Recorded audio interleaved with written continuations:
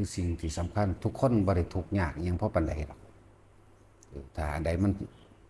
เข้าใจคำว่าพ่อเข้าใจคำว่าบ้านเรือนเฮาก็มีอยู่เลือกสวนไรหน้าเฮาก็มีอยู่นี่เฮ็ดไร่เฮ็ดนาเฮ็ดหัวเฮ็ดสวนก็เฮ็ดเป็นอยู่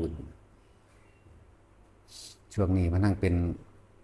ช่วงที่ว่าเกิดภัยพิบัติอหย่างต่างๆแบบคาดบ่ถึงก็แล้วกัน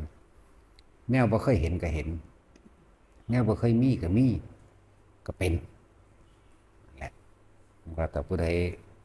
เข้าใจว่าการใส่ชีวิตอย่างพอเพียงใส่ชีวิตแบบกลางๆแค่ว่าเข้าใจความหมายว่ามันบ่มีหยังมากดอกชีวิตนี่หากินซ้ำตายบ่ต้องไปหาลาภยศสรรเสริญคำยกย่องต่างๆมาประดับประดาชีวิตดอก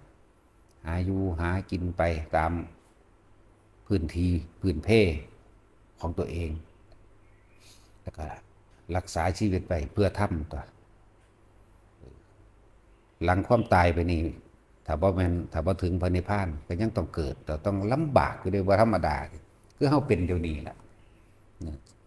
ชีวิตหลังความตายจากศาสตร์นั้นก็มาเหลือศาสตร์นี้ก็ยังมาเป็นอยู่นี่แหละบางคนก็พลัดไปตามอารมณ์โลภไปเป็นเปรตไปอารมณ์โกรธก็ตกนรกไปอารมณ์หลงก็เป็นเดรัจฉานไปยังพ่อมีศีลมีธรรมแน่เกิดเป็นคนเนี่ยเกิดเป็นเทวดาไปจังสี่แหละมันขึ้นอยู่กับอารมณ์จังว่าเฮารักษาชีวิตไว้เพื่อให้ได้เข้าถึงธรรมเข้าถึงความจริงปล่อยวางสิ่งทั้งหลายทั้งปวงออกได้ลมหายใจนั่นแหละสำคัญที่สุดในชีวิตแต่ละคนแต่ว่าคนบ่เคยคิดถึงมันปูนแลนหาแต่คำยกย่องคำสรรเสริญหาแต่คำยกคำย่อเขาย่องว่าดีจังซั่นจังซี่ก็ขวนขวายหาให้เพื่อเขาว่าดียิ่งๆก็เขาหายศถาบรรดาศักดิ์จะเป็นนั่นจะเป็นนี่นั่นแหละจังว่ารักษาชีวิตไปเพื่อให้มันถึงธรรม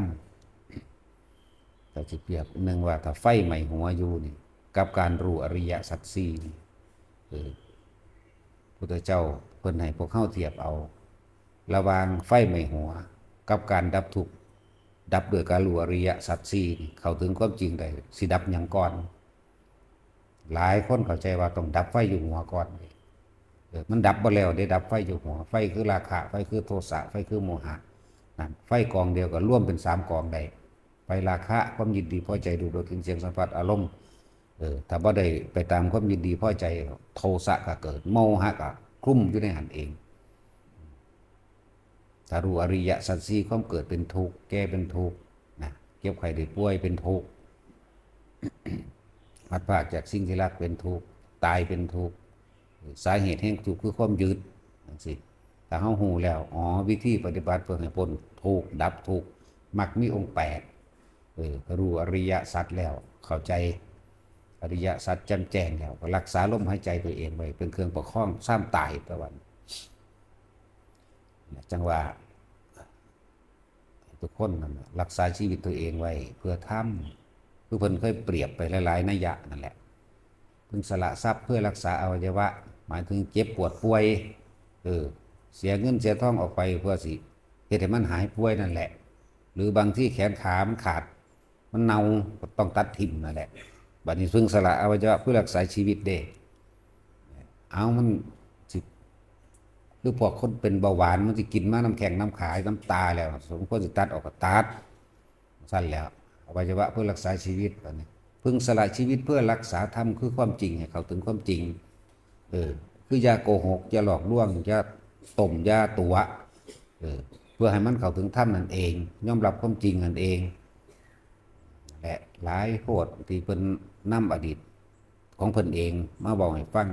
หรือยกตัวอย่างของภิกษุบางรูปหรืออุบาสกบางคนท่านทุกคนยึดมั่นเอาเฉพาะพระรัตนตรัย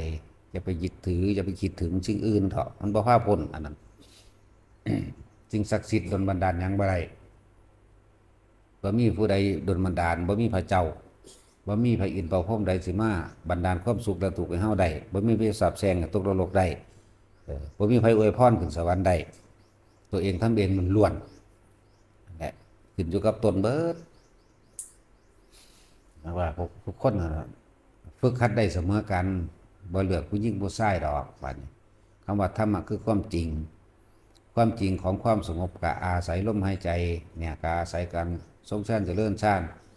ทุกชนชาติบ่เกี่ยวคำว่าศาสนาใดทั้งสิ้นถ้ามีสติระลึกเข้ามาสู่ลมหายใจได้ความสงบก็เริ่มเกิดละจนถึงที่สุดแห่งความสงบได้นั่นแหละคิดว่าตายแล้วมันบ่แล้วเด้เว้นไว้ตั้งแต่ว่ากิเลสตายตัณหาตายความอยากตายอุปาทานตายปราศจากความยึดมั่นถือมั่นปล่อยว่างนั่นเองมันจึงสิจบชีวิตหลังความตายแต่คนทำบาปทำกรรมตามความเคยชินหรือตายไปด้วยอารมณ์โกรธอารมณ์แค้นอารมณ์โมโหนี่ชีวิตหลังความตายเจ็บปวดก็ตอนนี้เด้ไฟนรกมันใหม่ฮ้อนคือหยังนี่เด้พวกบ่ท่านได้เสียดเสี้ยวได้เฮาเอาเล็กซี่แดงๆเผาไฟแบบแรงกล้าที่สุดขนาดแทงเข้าใส่หัวใจเฮาทะลุออกมันยังบ่ทันได้เสียดเสี้ยวนรกเด้บ่ทันเสร็จเด้อครับจะคิดว่าชีวิตหลังความตายแล้วมันสิแล้วมันบ่แล้วหัวใจมันบ่ตายความรู้สึกที่ยังมีความยินดียังมีความพอใจในรูปในรสในกลิ่นในเสียงในรูปลักษณะท่าทางของบุคคลที่รักหลานกับลักษณะท่าทางที่รักเหมือนกันลูกกับลักษณะท่าทางที่รักเหมือนกันว่าเนี่ยความรักระหว่างเพศหญิงชายกับลักษณะท่าทางก็เหมือนกันนั่นแหละคือความยินดีพอใจในระหว่างรูปแล้วก็รสแห่งความสัมผัสกลิ่นเสียงต่างๆนั่นเองถ้าตายจากตัวนี้ได้ขาดสิ้นราคะตัวนี้ได้มันจังจบนอกนั้นบ่จบคนเฮาเวลามันโมโหก็เพราะว่ามันบ่ได้ดังใจก็คือบ่ได้ตามอารมณ์ความรู้สึกที่พอใจในรูปในรสในกลิ่นในเสียงนั่นเองนั่นแหละเสียงหยังเสียงสรรเสริญและนินทาก็เอิ้นว่าเสียงว่ารสชาติรสยังมันแม่นแค่ว่ารสชาติอาหารเด้ที่มันเกี่ยวกับอารมณ์อีกได้รสขั้นเลยรสแห่งธรรมนั่นแหละธรรมมี2อย่างธรรมดำธรรมขาวความพอใจและบ่พอใจนี่ก็มาทำเหมือนกันนี่ลดอันนี้นั่นแหละทั้งว่าถ้าผู้ใดฝึกหัดปฏิบัติไปแล้วสามารถทำสมาธิเฮ็ดให้จิตตั้งมั่นไปแล้วมันก็สิเห็นเองดอกว่าสิ่งทั้งหลายทั้งปวงบ่มีความมั่นคงบ่มีความถาวรมีความเคลื่อนมีความแตกมีความดับเคลื่อนไปบ่มีอิหยังแซอยู่ได้แบบนั้นบ่ได้แซไว้นี่ถ้าเกิดกับดับเท่านั้นแหละจังว่าฝึกไปเรื่อยเกิดมาพอพุทธศาสนาแล้วคำสอนพุทธเจ้าบ่ตายยังคงอยู่เหมือนเดิมนิพพานก็บ่ได้ตายกับไปกับพระพุทธเจ้านิพพานก็บ่แม่นว่าต้องไปรอในศาสตร์หน้าศาสตร์นี้เลยเดี๋ยวนี้ขณะนี้เลยและถ้าเฮาทำจิตตั้งมั่นดีแล้วเฮาสิเข้าใจคำสอนของพระพุทธเจ้าที่สอนพระพาหิยะเมื่อจิตตั้งมั่นดีแล้วเนี่ยเมื่อใดที่เธอเห็นสักแต่ว่าเห็นโดยไม่คิดไม่นึกปรุงแต่งเข้ามาเพราะสิ่งที่เห็นนั้นย่อมไม่ได้แช่อยู่อย่างนั้นมีความเคลื่อนไหวมีความเปลี่ยนไปและมีความเสื่อมสลายแตกดับเป็นธรรมดาเมื่อใดที่เธอได้ยินสิ่งที่ได้ยินก็ไม่ได้แช่ในความได้ยินอย่างนั้นไม่ใช่เสียงอยู่อย่างนั้นรูปรสกลิ่นเสียงมันไล่ไปนั่นนะรูปร่างลักษณะท่าทางบุคคลสัตว์สิ่งของเข้าสู่ความเสื่อมสลายแตกดับด้วยกันทั้งหมดทั้งสิ้นรสใดๆแห่งการสัมผัสทั้งผิวหนังทั้งกายหรือแม้กระทั่งรสอาหารหรือรสใดๆบ่ได้แช่อยู่อย่างนั้นมีความเกิดความดับเป็นธรรมดาเสียงก็เหมือนกันกลิ่นก็เหมือนกันกระทบสัมผัสทางกายก็เหมือนกันเฮาบ่ได้มีความรู้สึกว่าเย็นอยู่จังซั่นตลอดหรือร้อนอยู่จังซั่นตลอดหรือหนาวอยู่จังซั่นตลอดเฮาบ่ได้มีความรู้สึกว่าอบอุ่นอยู่ตลอดก็บ่สิ่งใดสิ่งหนึ่งเกิดขึ้นมาธรรมดาสิ่งนั้นดับเป็นธรรมดาบ่มีหยังแช่ไว้จังซั่นบ่มีหยังที่คงทนถาวรแหละถ้าเฮาจิตตั้งมั่นแล้วเฮาสิเข้าใจเองดอกเฮาสิเห็นสิ่งทั้งหลายเคลื่อนไปแต่ใจเราไม่เคลื่อนไหวไปตามสิ่งทั้งหลายที่เปลี่ยนแปลงนั่นแหละจึงว่าสักแต่ว่าเห็นสักแต่ว่าได้ยินได้กินกระทบสัมผัสทางกายมันอยู่แค่นั้นจิตมันบ่คิดบ่นึกเพราะแต่ว่ามันเห็นในปัจจุบันขณะว่าสิ่งนั้นเคลื่อนไปอย่างนั้นแตกดับอย่างนั้นทุกคนมีสิทธิ์ได้เบิดนั่นแหละเด้อนิพพานน่ะนะ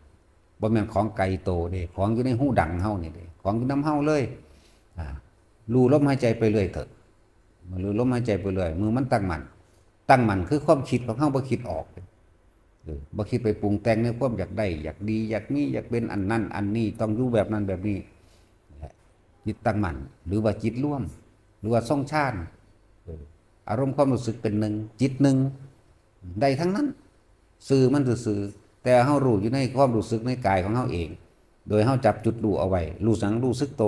รู้อยู่กลางหน้าผากเฮานี่ผู้ใดฝึกไปแล้วก็ดูกลางหัวก็รู้กลางหน้าผากก็รู้หน้าอกก็รู้รู้สึกตัวไหมรู้ระหว่างท้องก็รู้แล้วเห็นสิ่งทั้งหลายทั้งปวงมันก็เห็นไปตามตาเห็นไปตามหูเห็นไปตามจมูกเห็นไปตามลิ้นเห็นไปตามกระทบทางกายแต่จิตไม่คิดไม่นึกนั่นความรู้สึกพอใจบ่พอใจมันเกิดบ่ได้มันก็ดับมันตัวนั่นแหละจึงบอกว่าทางพระนิพพานหรือนิพพานอยู่ในหูดังเฮานี่แหละนั่นแหละพอ